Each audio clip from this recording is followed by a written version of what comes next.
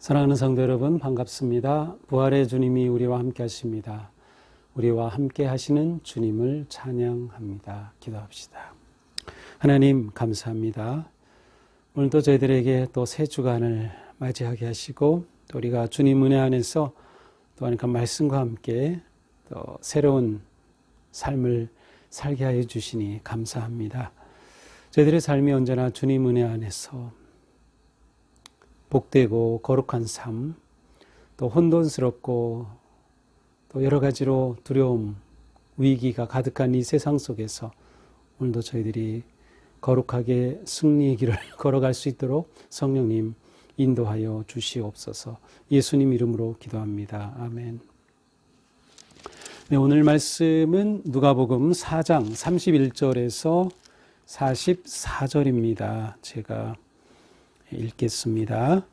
갈릴리 가버나움 동네에 내려오사 안식일에 가르치심에 그들이 그 가르치심에 논란이 이는 그 말씀이 권위가 있음이로라. 이 회당에 더러운 귀신 들린 사람이 있어 크게 소리질러 이르되 아 나사렛 예수여 우리가 당신과 무슨 상관이 있나이까 우리를 멸하러 왔나이까 나는 당신이 누구인지 아노니 하나님의 거룩한 자니이다. 예수께서 꾸짖어 이르시되 잠잠하고 그 사람에게서 나오라 하시니 귀신이 그 사람을 무리 중에 넘어뜨리고 나오되 그 사람은 상하지 아니한지라.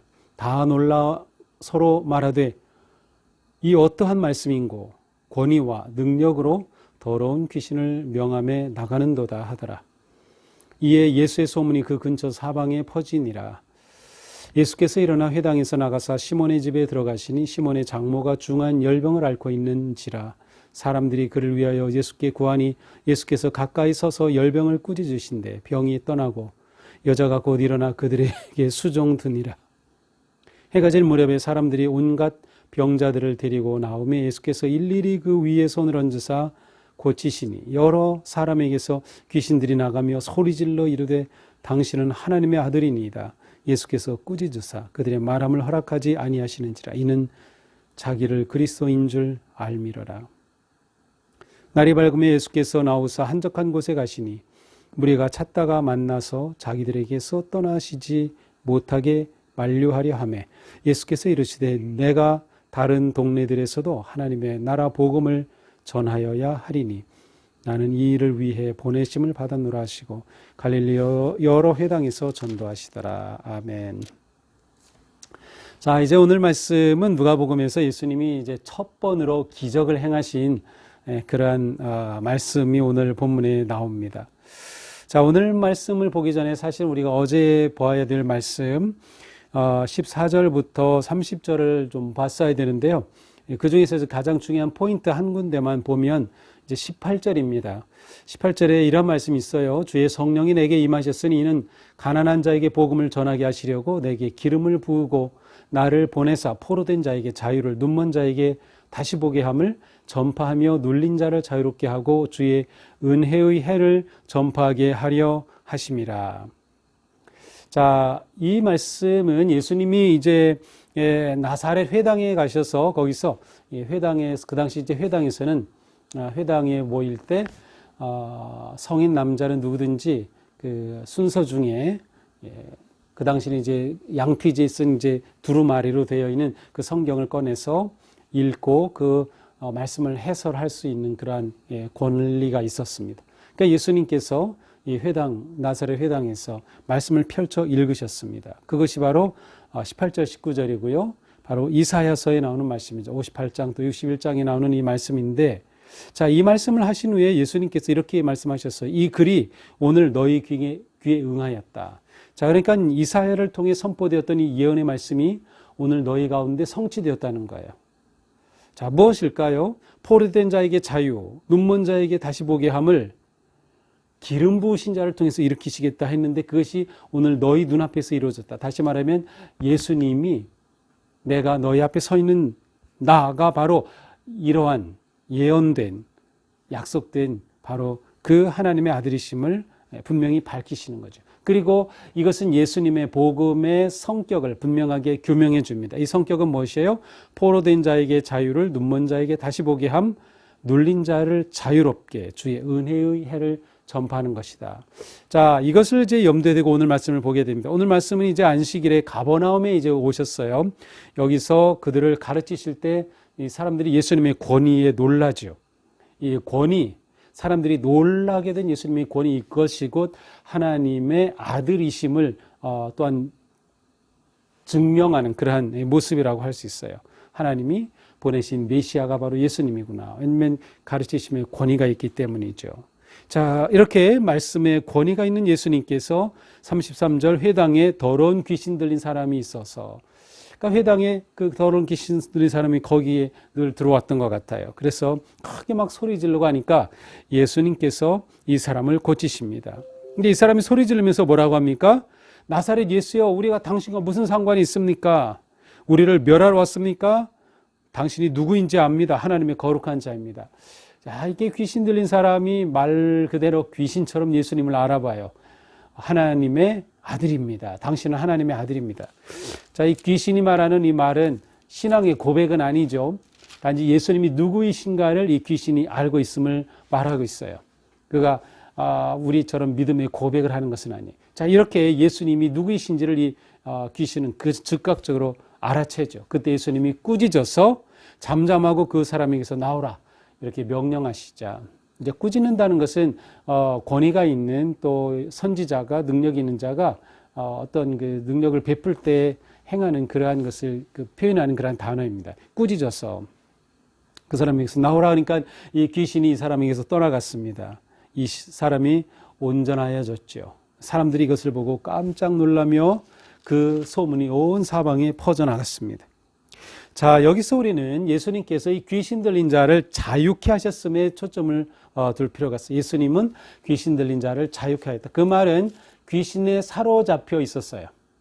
귀신에 속박되어 있었어요. 그런데 예수님이 그를 자유케 하신 것이요. 바로 이사야서의 말씀처럼 눈먼 자가 보게 되고 눌린 자가 자유함을 얻는다. 그 약속의 말씀이 진정한 메시아이신 예수 그리스도를 통하여서 실제로 이루어짐을 증거하고 있습니다. 자, 이 일이 있은 후에 예수님께서는 이제 베드로의 장모를 만나게 됩니다. 시몬의 집에 갔는데 장모가 열병에 누워 있었습니다. 이 당시 열병은 아마도 요즘으로 치면 말라리아 같은 병이 아닌가 생각이 되는데, 그 당시에는 이 열병이 아주 무서운 질병이었고요. 그리고 이 열병에 걸리면 이 귀신이 들려서 병에 걸렸다라고 사람들은 보통 생각했다고 합니다. 자, 어쨌든 시몬의 집에 갔더니 장모님이 열병에 누워 있어요. 그때 예수님이 또 꾸짖으십니다. 열병을 꾸짖으신데 병이 나가고 여자가 일어났고 그들에게 수종드니다. 자, 베드로의 장모님은 열병으로 정말 사경을 헤매다가 예수님께서 꾸짖어 고쳐주셨어요. 그러자 완전히 회복이 되어서 그들에게, 거기 모여있는 예수님과 제자들 모여있는 사람들에게 수종드니다 봉사하고 섬겼다라고 하는 것이죠. 그 다음에 40절은 예수님의 이 치유와 기적의 역사는 계속됩니다. 해가 지려고 하는데 사람들이 밀려오기 시작해요. 온갖 병자들을 막 데리고 왔어요. 그런데 예수님의 행동은 어떻습니까? 일일이 그 위에 손을 얹으사 고치시니. 일일이. 저는 이 단어를 생각하면서 참 예수님의 그 긍휼히 여기심, 예수님의 그 자비하심이 확 다가왔어요. 예수님께서는 그들을 한꺼번에도 고칠 수 있어요. 쫙 한번 명해서 모두 한꺼번에 싹 고칠 수도 있는데 일일이 손을 얹었어요. 일일이 안수하여 주셨어요. 자, 이 예수님의 이 사랑의 터치. 그러자 귀신들이 막 떠나가고 치유의 역사가 계속 일어났습니다. 그런데 그때 소리 지르는 귀신들. 자, 이번에도 귀신이 소리 지르는데 똑같은 말을 합니다. 앞에서도 우리는 당신이 누구인 줄 아노니 하나님의 거룩한 자니이다. 근데 이번에도 귀신이 나가면서 당신은 하나님의 아들이니다. 이렇게 말을 해요. 그때 예수님이 꾸짖으시죠. 말하지 말아라. 꾸짖으십니다. 그 이유가 자기를 그리스도인 줄 알미러라. 귀신들이 자기가 하나님의 아들, 그리스도이심을 알기 때문이다. 자, 왜 그리스도이심을 안다고 해서 금지시킬까요? 지금 예수님은 처음 기적을 행하시면서 말씀의 가르침의 권세, 능력이 있었어요. 그리고 실제로 귀신을 고쳐요. 또 열병에 걸린 시몬의 장모를 고치죠. 이 놀라운 기적과 치유의 능력의 강력한 역사가 나타날 때 이 귀신들이 바라 그리스도다라고 말하려고 하는 거죠. 그런데 예수님의 그리스도 되심은 물론 이 치유와 말씀의 능력으로도 드러나지만 예수님의 진정한 그리스도 되심의 완성은 십자가의 죽으심에 있었어요. 그러니까 예수님의 이러한 모습만을 보고 그리스도다라고 하면 그리스도의 진정한 모습을 모르게 되는 거죠. 하나님께서 이 땅에 보내신 메시아는 고난받는 종으로 오셨어요. 겸손한 모습으로 이 땅에 태어나셨고 고난받는 종으로 오셨고 십자가에서 자신을 대속의 제물로 내어 주시게 되어 있었죠. 따라서 진정한 그리스도의 모습이 이것 가지고는 부족합니다. 그러한 모습을 드러내지만 그리스도를 거짓으로 이해하고 잘못 오해할 소지가 있는 거예요. 예수님이 계속 막으십니다. 이것을 함구령이라고 합니다. 함구령. 이제 누가복음은 이것이 그렇게 크게 나타나진 않는데 마가복음은 예수님의 함구령이 아주 정확하게 나와 있어요. 그리고 마지막에 가서야 예수님이 스스로 고난당하실 것을 드러내십니다. 그러니까 고난을 말하기 전까지는 예수님을 말하지 말라. 바로 이거죠. 이렇게 예수님의 기적의 역사 그 하루의 일과는 지나갔습니다. 다음 절 42절 날이 밝음에 예수께서 나오사 한적한 곳에 가시니 예수님이 이제 다음날 한적한 곳에 가셨어요. 예수님의 이 모습을 볼 때 사람들과 그렇게 함께하고 참 바쁘게 사역하시다가도 한적한 곳을 찾으셔요. 하나님 앞에 서시는 시간이죠. 그런데 사람들이 어떻게 예수님을 알고 또 찾아왔어요. 그리고 우리들 떠나지 마십시오라고 한적한 곳으로 가시려는 예수님을 붙잡았습니다. 어떻게 보면 자신들에게는 좋아요.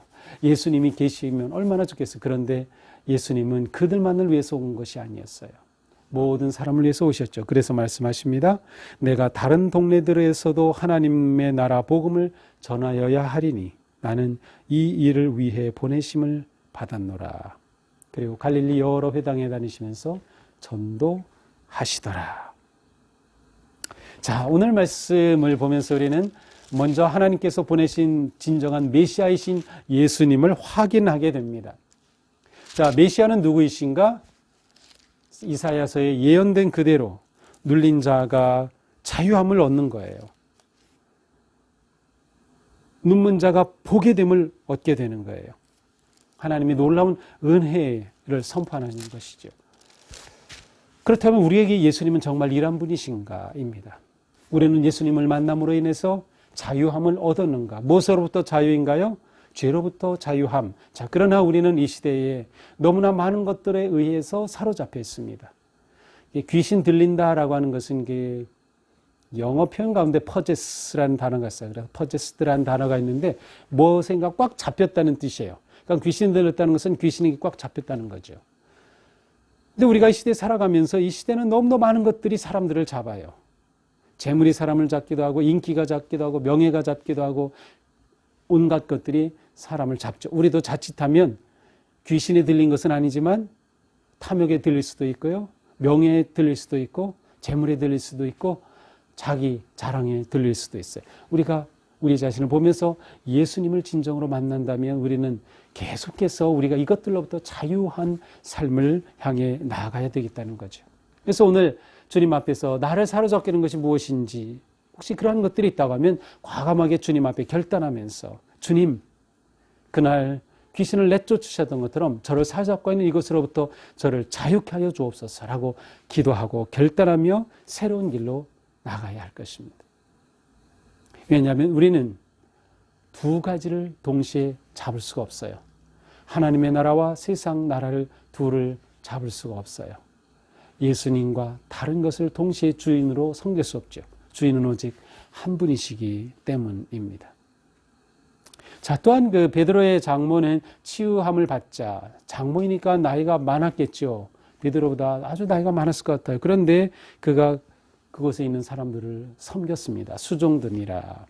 자, 이것은 제자의 핵심적인 모습을 보여줍니다. 그것은 곧 섬김이죠. 또한 자유함을 얻은 사람은 바로 이렇게 섬긴다는 것을 보여줍니다. 병으로부터 자유함을 얻자 그는 건강으로 섬기고 있습니다.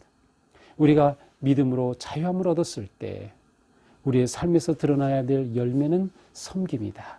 가정에서 섬기고, 교회에서 섬기고, 직장에서 섬기고, 어디서든 우리가 있는 그곳에서 낮아져 섬기는 것이 우리가 자유함을 얻은 자의 삶이다. 그러니까 자유함을 얻은 자의 삶은 방종이 아니라 섬김입니다. 이것이 제자됨의 아주 중요한 특징이라고 할 수 있습니다. 마지막으로 우리는 예수님의 이 말씀을 다시 한번 보게 됩니다. 내가 다른 동네에서도 하나님 나라 복음을 전파해야 하리니 나는 이 일을 위해서 보내심을 받았노라. 예수님의 사명 선언문입니다. 예수님은 무엇을 위해 이 땅에 오셨는지 아셨어요. 바로 복음을 전하여야 한다. 그것도 다른 곳에서, 모든 곳에서 복음을 전해야 한다. 내가 이것 때문에 왔지. 예수님의 사명 선언문이죠. 오늘 우리가 하루 살아갈 때 무엇을 위해 사나요? 무엇 때문에 사나요? 바로 내 사명. 그것을 놓치면 안 됩니다. 우리가 그리스도인으로서 오늘 하루 살아갈 때 나는 이것을 위해 구속함을 받았지. 나는 이것을 위해 자유함을 얻었어. 예수님은 나에게 이 일을 위해서 은혜를 베풀어 주셨지. 기억하면서 오늘 하루도 주님 은혜 안에 복된 삶 되기를 축복합니다. 사랑합니다. 기도하겠습니다. 하나님, 오늘도 저희들에게 예수님의 이 놀라운 기적과 능력의 말씀을 보여주시니 감사합니다. 예수님의 모습과 말씀 속에서 섬기시는 주님, 겸손하신 주님, 주님의 그 거룩하심을 깨닫습니다. 주님, 저희도 주님 닮아서 그렇게 낮아지고 섬기고 수종되는 삶을 기꺼이 감사함으로 감당하게 하여 주시옵소서.